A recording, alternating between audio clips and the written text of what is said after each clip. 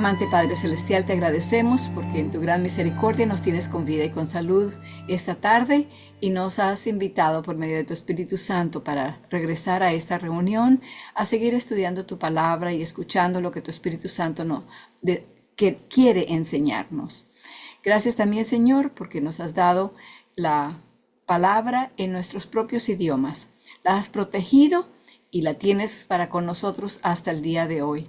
Ayúdanos, Señor, a apreciar el hecho de que la tengamos en nuestras propias manos, que la usemos diariamente, la atesoremos en nuestros corazones y en nuestras mentes. Te pedimos, Señor, que bendigas también a aquellos que verán el video más tarde, que por medio de tu Espíritu Santo también puedan recibir la luz, la verdad que tú tienes para ellos en este tiempo del mundo. Te lo agradecemos y te lo pedimos todo en el nombre de Cristo Jesús, nuestro Salvador. Amén. Comenzamos entonces con el repaso de la primera mitad de los versículos de memoria.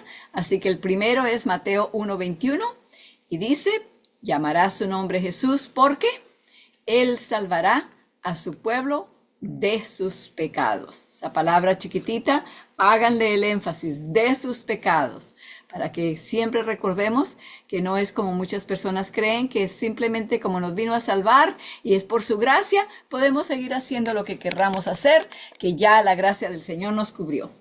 Bueno, no es exactamente así, queremos mantener eso claramente en nuestras mentes. Luego de este viene 2 de Pedro 3:13, bien que esperamos cielos nuevos y tierra nueva, según sus promesas, en los cuales mora la justicia. Perdón, ese fue el segundo, estoy confundida un poco, pero sigamos ahora con el otro. Hebreos 9:28. Así también Cristo fue ofrecido una vez para llevar los pecados de muchos y aparecerá por segunda vez sin relación con el pecado para salvación de los que le esperan. Eso fue Hebreos 9:28. El que le sigue a ese es Filipenses 3:9. Y ser hallado en él, no teniendo mi propia justicia, que es por la ley, sino la que es por la fe de Cristo. La justicia que es de Dios por la fe. En ese mismo capítulo, el versículo 3, Filipenses 3:3. Porque nosotros somos la circuncisión, los que servimos en espíritu a Dios y nos gloriamos en Cristo Jesús, no teniendo confianza en la carne. Vamos a aludir a esto esta noche, espero en el estudio, para recordar ese punto tan clave. No teniendo confianza en la carne. Eso no se refiere solamente a otros seres humanos, sino a nosotros mismos. Qué fácil es para nosotros revertir a confiar en nosotros, en nuestra sabiduría, en nuestra fuerza, en etcétera, etcétera. En todo queremos, ya yo sé cómo hacerlo. No podemos, porque siempre terminamos cayéndonos, dándonos unos buenos porrazos por buscar hacerlo nosotros mismos. Luego viene Hebreos 11, 17 al 19, hablando de Abraham. Y dice, por fe ofreció Abraham a Isaac cuando fue probado. Y ofrecía al unigénito, el que había recibido las promesas, habiéndole sido dicho que en Isaac te será llamada simiente, pensando o contando con que aún de los muertos es Dios poderoso para levantar, de donde también lo volvió a recibir por figura. Estos son entonces los de la primera mitad. Vamos a incluir esta noche Isaías 53:5, que es el último que hemos añadido a toda la lista. Repitamos ese porque es el más nuevo. Mas él herido fue por nuestras rebeliones, molido o triturado por nuestros pecados. El castigo de nuestra paz fue sobre él, y por su llaga somos nosotros curados. Un intercambio completo. Lo que nos merecíamos nosotros, lo llevó él, y lo que le pertenecía a él, nos lo dio a nosotros. Qué intercambio que demuestra un amor tan supremamente grande y glorioso. Bueno, pasemos entonces ahora a la lección de esta noche. Estamos en el capítulo 32 que comienza en la página 208. El título es Los pactos de la promesa. Ya habíamos comenzado este capítulo antes de la sesión anterior. La sesión anterior tuvimos un tiempo de repaso y de compartir los unos con los otros. Ahora entonces regresamos al estudio nuevamente. Habíamos llegado hasta la página 209 y quisiera que comenzáramos la lectura desde el primer párrafo, comenzando en 1, 2, 3, 4, 5, en la sexta línea. En la sexta línea del primer párrafo dice: cualquiera que esté sin Cristo, espero que ya todos hayan conseguido el lugar, estamos en la página 209, la sexta línea del primer párrafo. Cualquiera que esté sin Cristo, llámese judío o norteamericano o africano o asiático o suramericano o de donde sea en el globo entero, si estamos sin Cristo, estamos también sin esperanza y sin Dios en el mundo. Porque la esperanza no es solamente para los israelitas o para los del norte de África o para los del sur de Oceanía. No, no es por lugar geográfico, no es por nacionalidad, por lenguaje, por raza, es por la fe. Por lo tanto, vuelvo a empezar, cualquiera que esté sin Cristo, llámese judío o gentil, está también sin esperanza y sin Dios en el mundo, y es ajeno a los pactos de la promesa y a la ciudadanía de Israel. Así lo afirma el texto introductorio. Uno debe estar en Cristo, y eso lo subrayamos la vez pasada, a fin de participar en los beneficios de los pactos de la promesa y de la ciudadanía de Israel. Ser un verdadero israelita, como lo llama la Biblia en Juan 1:47, por lo tanto es sencillamente ser un cristiano. Sin Cristo, no importa de dónde seamos, estamos sin esperanza. Eso es tan cierto de quienes vivían en el tiempo de Moisés o de cualquier otra persona de la primera parte de la Biblia o en los tiempos del apóstol Pablo, como en los que viven hoy, ustedes y yo, claro. Pasemos ahora al siguiente párrafo que dice: ¿y qué hay del pacto hecho en el Sinaí? Hay muchos que se preguntarán probablemente eso. ¿Está sugiriendo que fue el mismo pacto bajo el cual viven los cristianos? ¿Que eran tan buena como el segundo? ¿Tan bueno como el segundo? ¿No leemos acaso de que tenía defecto? Si era defectuoso, ¿cómo podrían venir por su medio la vida y la salvación? Esas son muy buenas preguntas y tienen todas ellas fácil respuesta. Es un hecho innegable que en el Sinaí abundó la gracia de Dios que trae salvación, según Tito 2:11, dado que Cristo estuvo allí en toda su plenitud de gracia y verdad. La gracia y la verdad se besaron allí y la justicia y la paz fluyeron como un río. Pero no fue en virtud del pacto hecho en Sinaí como estuvieron allí la gracia y la paz. Ese pacto no trajo nada al pueblo, si bien estaba todo allí para que pudieran disfrutarlo. El valor comparativo de los dos pactos que guardan la relación mutua de primer pacto y segundo pacto, o a veces se llama el viejo pacto o el pacto antiguo y el pacto nuevo, se presenta en esos términos en el libro de Hebreos, el cual describe a Cristo como el sumo sacerdote y contrasta su sacerdocio con el de los hombres. Aquí se enumeran algunos de los puntos de superioridad de nuestro gran sumo sacerdote, por comparación con los sacerdotes terrenales de los cuales leemos en la Biblia. Entonces vamos a entrar ahora a 5 puntos de comparación entre nuestro sumo sacerdote, Cristo Jesús, comparándolos con los sacerdotes del Antiguo Testamento o los sacerdotes terrenales de los cuales tenemos las historias en la primera parte de la Biblia. Entonces estamos en la página 210 ahora y comenzamos con el primer punto de comparación. Para hacer esa comparación, quiero que por favor vayamos a Éxodo 28:1, el segundo libro de la Biblia, Éxodo, capítulo 28, versículo 1. Comienzo a leer. Allí estamos encontrando, por cierto, la comparación y las instrucciones, no la comparación tanto como las instrucciones que Dios le dio a Moisés en cuanto al santuario. En la clase anterior a esta, el curso anterior a este, habíamos estudiado en cuanto al santuario y todas las instrucciones que Dios le dio a Moisés de cómo hacerlo, de cómo erigirlo, qué materiales usar, qué colores, qué metales, qué madera, etcétera, etcétera. Y también le dio instrucciones en cuanto a los sacerdotes, sus vestiduras, su ministerio.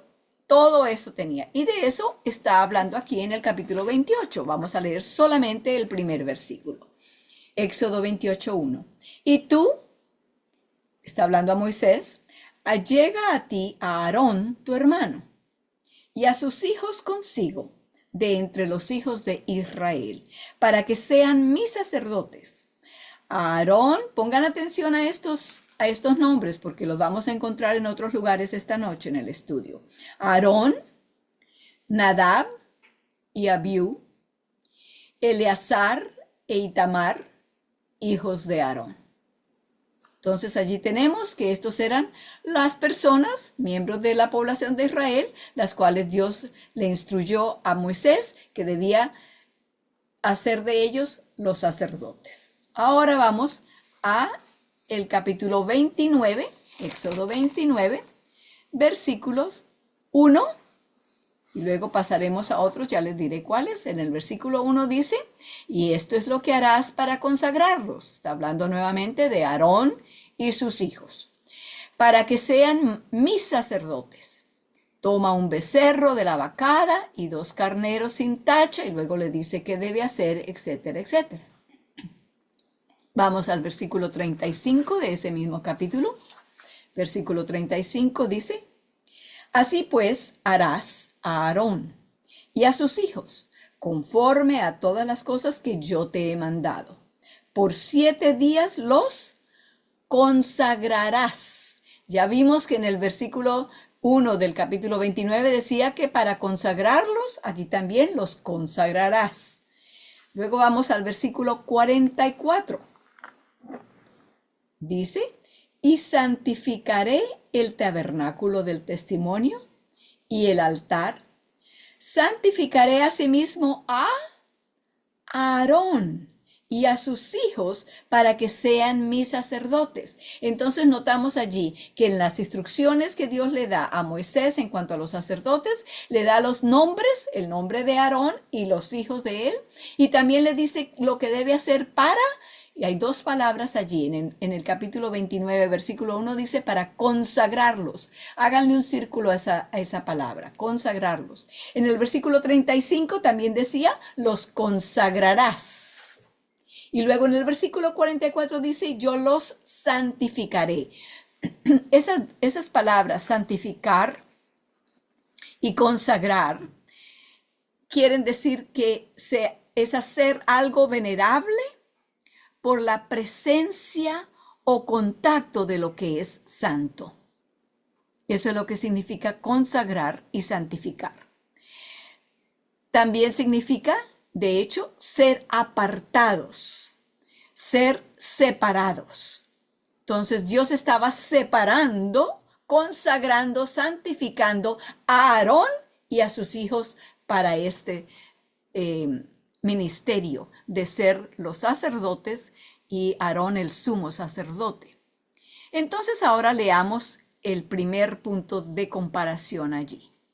Dice, los otros ciertamente sin juramento fueron hechos sacerdotes. Como vimos allí, no hubo ningún juramento. Había algo de instrucciones de del sacrificio que debía presentar. Dice, yo los consagraré, etcétera, etcétera, pero no hay juramento ninguno allí. Vuelvo a empezar el punto número 1. Los otros ciertamente, los terrenales, sin juramento fueron hechos sacerdotes. Pero este, hablando de Cristo, Jesús, nuestro sumo sacerdote, pero este con el juramento del que le dijo, juró el Señor y no se arrepentirá. Tú, Cristo, eres sacerdote para siempre según el orden de Melquisedec. Entonces, el primer punto de comparación es que los terrenales fueron hechos sacerdotes por lo que Dios le mandó hacer a Moisés, pero no hubo juramento. Para el sumo sacerdotado de Cristo Jesús, Dios juró que Cristo iba a ser el sumo sacerdote para siempre, según el orden de Melquisedec. No según el orden de Aarón, sino el de Melquisedec. Allí como para mostrarles una diferencia. Punto número 2. Para esto vamos a ir a Deuteronomio 10:6. Deuteronomio es el quinto de los libros. Génesis, Éxodo, Levíticos, Números, Deuteronomio. Vamos a Deuteronomio, capítulo 10, versículo 6. Deuteronomio 10:6.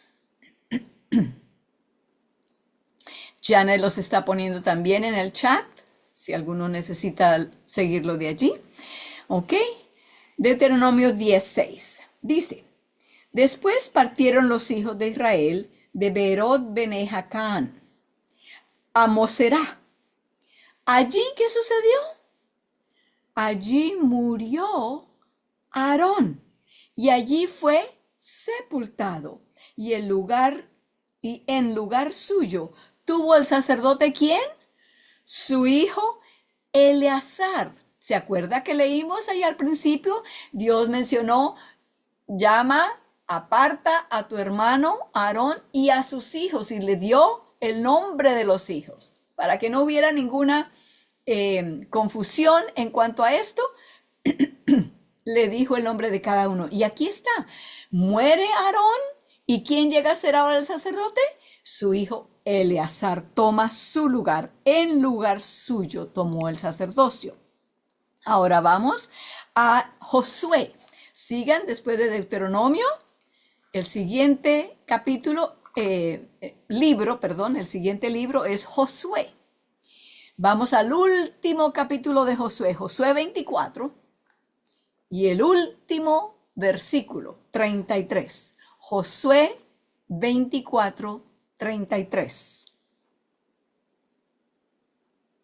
Ok, espero que ya todos estén allá.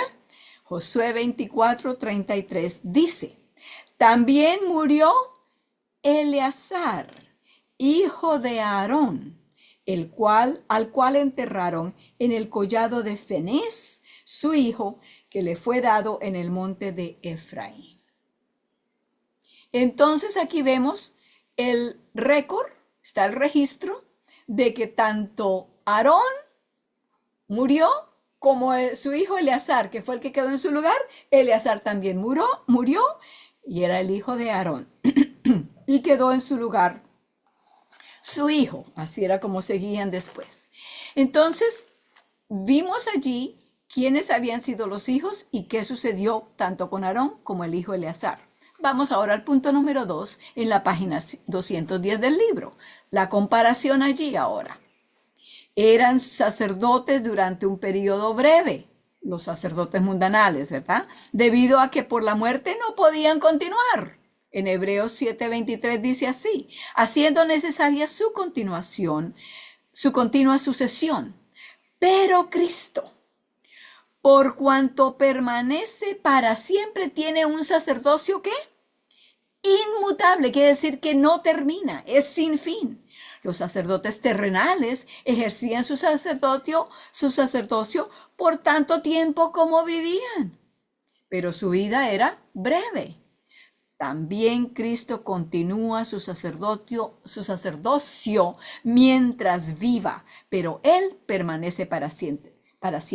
Vamos ahora a Hebreos, en la segunda parte de la Biblia, Hebreos capítulo 7. Vamos a leer lo que dice allí, porque allí están las comparaciones del uno con el otro, porque nuestro sumo sacerdote es mejor, es más alto, vive más largo, etcétera, etcétera. Es mejor por muchos puntos. Y en este punto, Hebreos 7, 23 y 24 y 28. Hebreos 7, 23. Dice, y los otros, cierto, fueron muchos sacerdotes, los sacerdotes terrenales, en cuanto por la muerte no podían permanecer. Así que había uno, luego había otro, y así hubo muchos de ellos, porque ninguno de ellos duraba todo el tiempo. Versículo 24, más hablando ahora de Cristo, haciendo la comparación, por cuanto permanece o continúa para siempre, tiene un sacerdocio inmutable. Inmutable quiere decir sin fin. No tiene cambio, no hay nadie más que venga a tomar el puesto. Versículo 20, ¿qué dije? 23, 24 y 28. Vamos al 28. Porque la ley constituye sacerdotes a hombres, dice flacos en mi traducción, en otras dice debilidades, ¿verdad? Flaco quiere decir que son débiles. Vuelvo a leer, porque la ley constituye sacerdotes a hombres débiles, humanos, que son mortales, ¿verdad? Mas la palabra del juramento después de la ley constituye al Hijo, a Cristo Jesús, hecho perfecto, ¿por cuánto tiempo? Para siempre. Así que el sacerdocio de Cristo Jesús es superior por muchos puntos. Ya llevamos 2 puntos, ¿verdad? Es superior primeramente porque fue por juramento de Dios. Segundo, porque vive para siempre. Los sacerdotes terrenales no. Ahora al punto número 3. Vamos a Hebreos 7. Vamos a leer de allí los versículos. El versículo 16. 7:16 dice, el cual nos es hecho conforme a la ley del mandamiento carnal. Perdón, leí mal. El cual no es hecho conforme a la ley del mandamiento carnal, sino según la virtud de vida indisoluble, o sea, una vida sin fin. Vamos ahora al capítulo 8, versículo 4. Dice, así que si estuviese sobre la tierra, ni aún sería sacerdote, habiendo aún los sacerdotes que ofrecen los presentes según la ley. Si Cristo estuviera aquí en la tierra, no sería sacerdote. Mientras estuvo aquí, no fue sacerdote. Todos los sacerdotes del templo allá hicieron sus cosas, etcétera. Pero ahora que está en el cielo, Él es el sacerdote allá.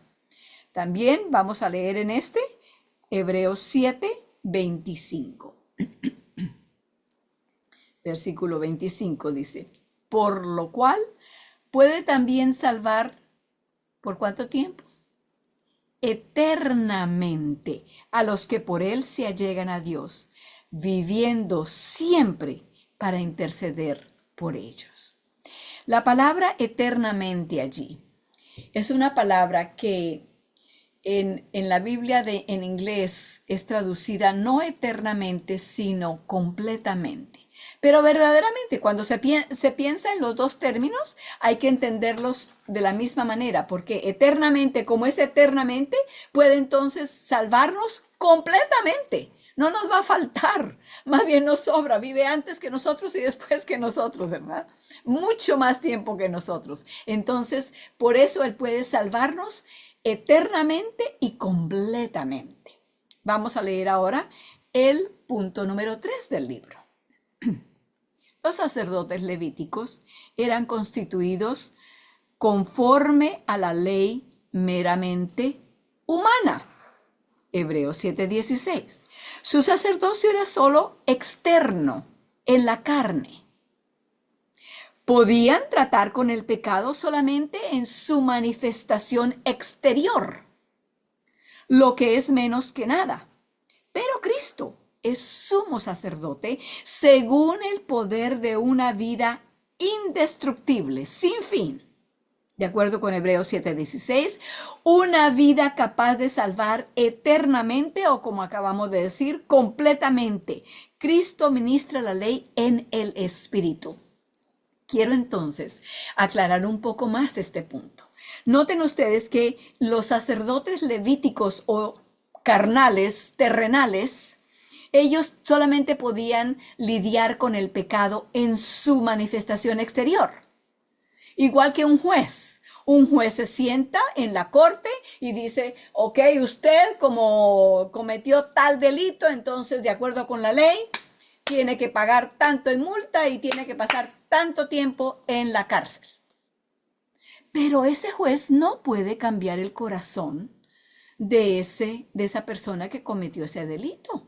Solamente puede lidiar con los resultados del pecado que cometió, de lo que quebrantó en la ley, pero no puede cambiarlo interiormente. Cristo Jesús, por otra parte, no solamente murió para que nuestros pecados fueran perdonados y nosotros seamos limpios, no solamente por fuera, porque vamos a tener vida eterna, ¿verdad? No ahorita todavía, pero si lo tenemos a Él, tenemos la promesa de vida eterna. Y puede cambiar nuestro corazón, porque Él se manifiesta por la ley del Espíritu, no por la ley carnal. ¿Qué diferencia entre uno y el otro? Esos sacerdotes lo único que podían decir es, bueno, si cometiste ese error, tienes que traer tal animal para presentarlo como sacrificio. Pero no podían cambiar el corazón de la persona. Solamente Cristo, nuestro sumo sacerdote, puede hacer eso. Y lo hace completamente, enteramente. Vamos ahora al punto número 4. Para esto, vamos a Hebreos 8. Ahí deben tener sus Biblias abiertas ya a eso. Hebreos capítulo 8, versículos 4 y 5. Así que, si Cristo, nuestro sumo sacerdote, estuviese sobre la tierra, ni aún sería sacerdote, habiendo aún los sacerdotes que ofrecen los presentes según la ley, los cuales, esos sacerdotes terrenales, sirven de bosquejo y sombra. O sea, ellos son una copia. Estaban solamente de símbolo, representando, ¿qué cosa? Las cosas celestiales, como fue respondido a Moisés cuando había de acabar el tabernáculo. ¿Qué le dijo Dios a Moisés? Le dijo, mira, dice, haz todas las cosas conforme al dechado o al patrón que te ha sido mostrado en el monte. Los sacerdotes terrenales eran solamente un símbolo, una representación del símbolo mayor, que es ¿quién? Cristo Jesús. Para eso vamos a los versículos 1 y 2 del mismo capítulo 8. Ahí está la comparación de Cristo. Dice, así que la suma acerca de lo dicho es, tenemos tal pontífice que se asentó a la diestra del trono de la majestad en los cielos, ministro del santuario y de aquel verdadero tabernáculo que el Señor asentó y no el hombre. El santuario en el cual Cristo es el sumo sacerdote es un santuario diferente. Es el santuario verdadero, comparado con el santuario donde los sacerdotes en el santuario terrenal hacían su función y ministerio. Por lo tanto, aún el mismo lugar, la clase de santuario en el cual Cristo es nuestro sacerdote, nuestro sumo sacerdote, es completamente superior. Bueno, el santuario terrenal no era sino una sombra del santuario celestial donde nuestro sumo sacerdote lleva a cabo su función a favor de nosotros. Leamos entonces el punto número 4 en el libro. Eran los terrenales ministros de un santuario meramente terrenal, construido por el hombre. Cristo, por otra parte, se sentó a la diestra del trono de la majestad en los cielos. Él es ministro del santuario y de aquel verdadero tabernáculo que levantó el Señor y no el hombre. Cada uno de estos puntos verdaderamente es una comparación que podríamos decir no tiene comparación, ¿verdad? Es el uno y el otro son tan ampliamente diferentes que casi no hay punto de comparación. Pero como para que nos demos cuenta cuánto mayor es nuestro sumo sacerdote. El punto número 5 se encuentra entonces en Hebreos 7, versículo 28. Lo habíamos leído antes una vez, pero vamos a leerlo ahora porque vamos a sacar otro punto de allí. 7:28. Porque la ley constituye sacerdotes a hombres flacos o débiles, mas la palabra del juramento después de la ley constituye al Hijo hecho perfecto para siempre. Entonces aquí se compara la debilidad de los terrenales con la perfección de nuestro sumo sacerdote. Vayamos al versículo 26 del mismo capítulo, Hebreos 7:26. Porque tal pontífice nos convenía, santo, inocente, limpio, apartado de los pecadores y hecho más sublime que los cielos. Notan entonces allí la comparación. Los unos son débiles, no pueden por sí mismos salvarse. Cristo es el que tiene la vida de sí mismo y es perfecto. Ahora, vamos a leer el punto número 5, pero vamos a regresar otra vez más tarde a algo que quiero señalarles en ese versículo 26. Leamos el punto 5 en la página 210. La comparación. Se trataba de hombres pecadores, como demostraba su mortalidad. Por contraste, Cristo fue declarado Hijo de Dios con poder, según el Espíritu de Santidad, por su resurrección de entre los muertos, de acuerdo con Romanos 1:4. De forma que es santo, inocente, sin mancha, apartado de los pecadores y hecho más sublime que los cielos. Eso fue lo que leímos en Hebreos 7:26 en la Biblia también. El punto que quiero señalarles de allí es que hay a veces que las personas leen Hebreos 7:26 y entienden, sí, Jesucristo es santo, inocente, sin mancha, muy bien, apartado de los pecadores. Quiere decir que él y yo no tenemos nada en común. Él es allá separado de mí. No tiene nada que ver conmigo. Entonces, ¿qué clase de Salvador es ese? Yo pensé que le había venido a tomar mi lugar, pero no, parece que vino y solamente como que pasó por el ladito y rápido. Eso no es lo que quiere decir esa frase allí. Y por eso quería señalárselas. Porque vayamos a Hebreos capítulo 4, versículo 15. Y vamos a ver qué es lo que esa frase verdaderamente significa. 4:15 de Hebreos dice, porque no tenemos un pontífice que no se pueda compadecer de nuestras flaquezas. No es uno que está ya apartado. ¿Cómo es que es entonces? El que tenemos fue tentado en todo según nuestra semejanza, pero sin pecado. No es que él está apartado de nosotros porque dice, no, yo con esos pecadores no quiero nada que ver, porque yo soy santo, yo soy limpio, yo soy puro, yo soy perfecto, yo con esos no quiero nada. No, con esos quiere todo, porque sin él nosotros no somos nada, pero él sabe exactamente lo que pasamos nosotros, porque él fue tentado según nuestra semejanza, pero sin pecado. Así que él sabe lo que se siente cuando uno está bajo la tentación. Él sabe la debilidad que sentimos cuando vemos que ese peso del pecado nos aplasta, porque él llevó nuestros pecados. Él sabe lo que se siente cuando esa debilidad de nuestro pecado nos hace sentir, no, yo no puedo, no tengo esperanza. Oh, pero porque Él sabe eso, entonces está capacitado para liberarnos del pecado, porque Él se identifica con nosotros, sabe lo que es. Vayamos al capítulo 2 de Hebreos.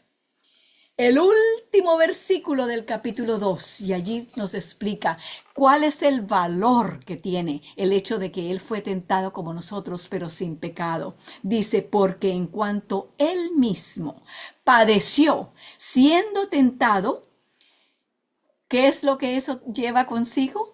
Es poderoso para socorrer a los que son tentados. Si Él fuera separado de nosotros y no hubiera sido tentado, Él no podría compadecerse de lo que los pecadores sufren bajo la tentación. Pero como Él sufrió bajo la tentación, pero no pecó, entonces nos puede rescatar, nos puede salvar. Esa palabra que existe allí, ¿la leyeron? Dice, es poderoso para socorrer.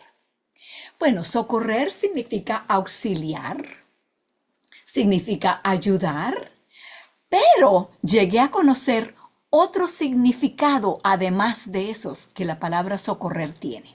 La palabra socorrer lleva consigo también el significado de que va por debajo, entra por debajo. ¿Cómo así? Fue tentado, pero no cayó. Pero cuando viene a la tentación nuestra, Él entra por debajo, cae debajo de nosotros, se coloca debajo para que nosotros caigamos sobre Él y así no nos lleve la tentación al pecado. Eso es lo que quiere decir también en el libro de Judas. No pierdan a Hebreos, pero sigan hacia adelante unas pocas páginas, antecitos del libro de Apocalipsis. Y en el libro de Judas, que no tiene sino un capítulo, el versículo 24 dice, a aquel, pues, que es poderoso para guardaros sin caída y presentaros delante de su gloria irreprensibles con gran alegría, al Dios solo sabio, nuestro Salvador, sea gloria y magnificencia, imperio y potencia, ahora y en todos los siglos. Amén. Amén, gloria a Dios. Eso es lo que representa que nos socorre. Él dice, está Ana Rosa por caer y Él viene y no permite que Ana Rosa caiga, sino que caiga sobre Él y entonces se mantenga sin caer en ese pecado. Él nos mantiene sin caer si se lo permitimos. ¡Qué Jesús, qué sumo sacerdote tan perfecto, tan completo, tan funcional, tan listo para socorrernos el que tenemos! No tiene comparación con ningún otro sacerdote que haya servido en el santuario terrenal.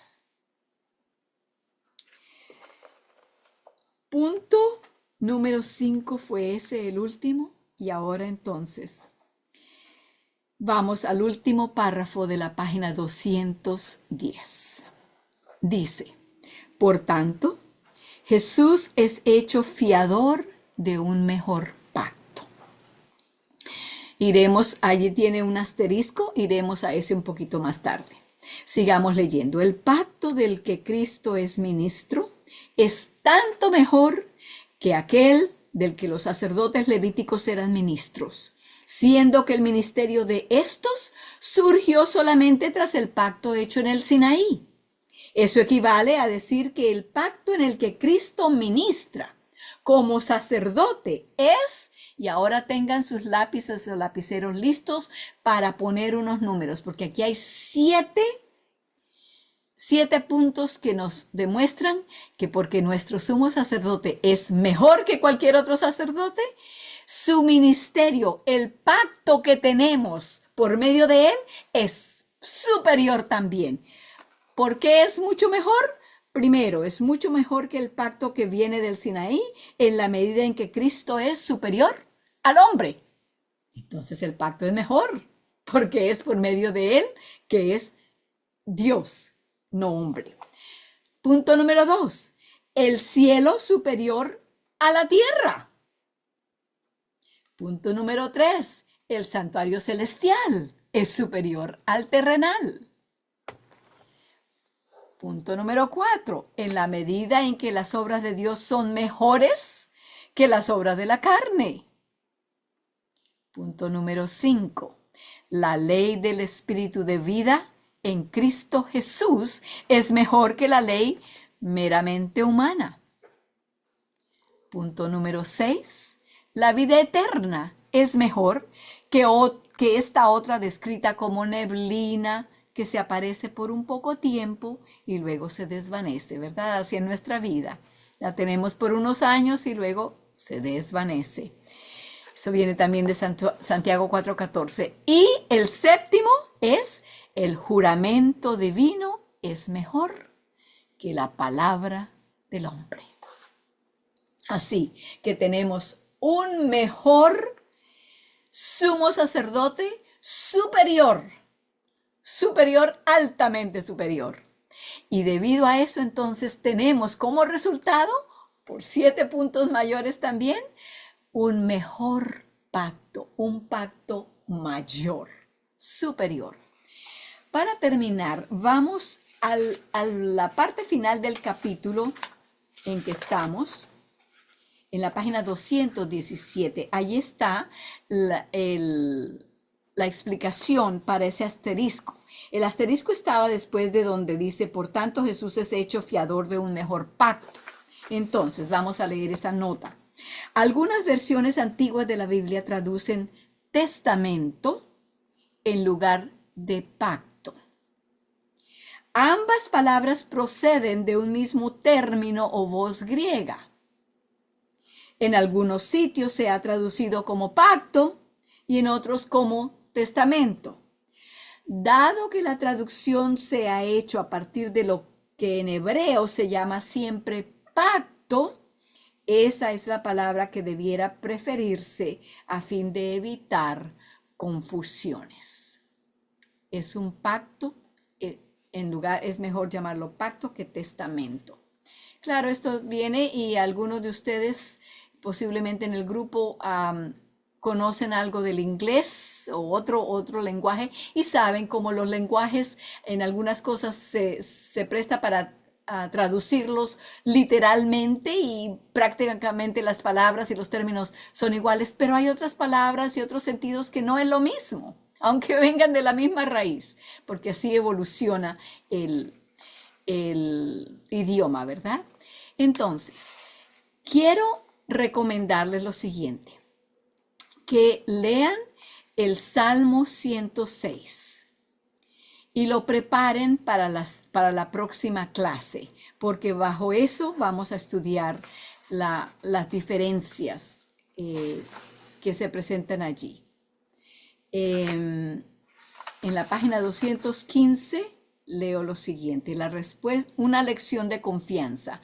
La respuesta consistió en la confianza propia y creo que aún la próxima semana no lo usaremos porque hay bastante para explicar y estudiar. Esto tiene bastante carne. Entonces, la respuesta consistió en la confianza propia. Lee el registro de su desconfianza en Dios en el Salmo 106. Es algo allí que pueden tenerlo para conseguir fuerza y ánimo viendo lo que pasaron nuestros antepasados y la forma como Dios lidió con ellos. Ok, entonces ahora les invito para que nos pongamos de rodillas para orar al terminar nuestra clase de esta noche.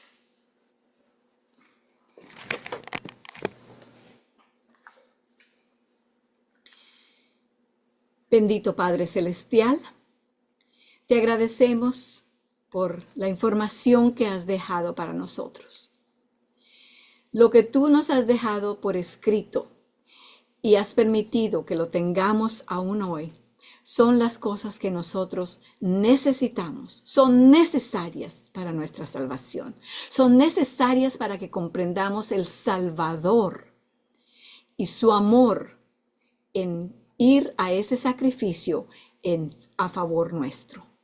Por lo tanto, Señor, ayúdanos para que siempre permitamos que el llamado lo sintamos en nuestro corazón, en nuestra alma, diariamente, a leer tu palabra, a alimentarnos espiritualmente de ella, porque así es como creceremos y maduraremos en nuestra vida espiritual.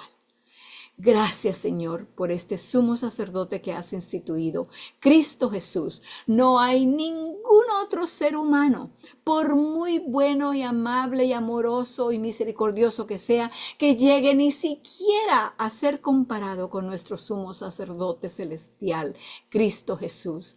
No hay quien lo pueda representar, porque todo humano queda muy inferior a la comparación con nuestro sumo sacerdote celestial. Gracias, gracias por haberlo instruido a él o haberlo instituido a él como nuestro sumo sacerdote, porque en él tenemos la ayuda que necesitamos en la hora de la tentación. Gracias, gracias de todo corazón, Señor. Y entre más lo estudiamos, más lo entendemos y más lo apreciamos. En el nombre bendito y por los méritos de Cristo. Amén.